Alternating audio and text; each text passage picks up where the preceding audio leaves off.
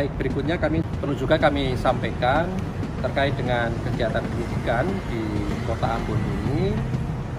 KPK juga telah meminta pihak Dirjen Imigrasi, ya, Kementerian Hukum dan HAM untuk melakukan larangan bepergian ke luar negeri terhadap beberapa pihak yang terkait dengan perkara ini.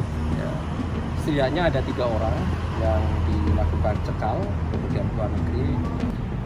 Pencekalan terhadap 3 orang ini diperlukan agar ketika dibutuhkan keterangannya, orang-orang ini ada di dalam negeri dan kooperatif hadir memenuhi tim penyidik.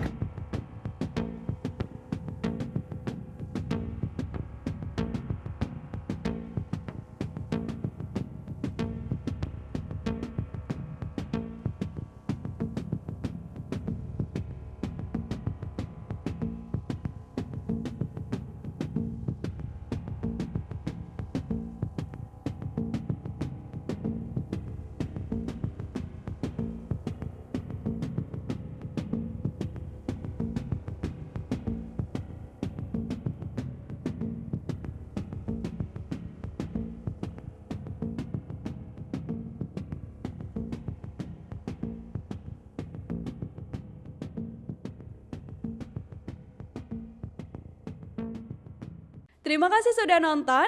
Jangan lupa like, subscribe, dan share ya.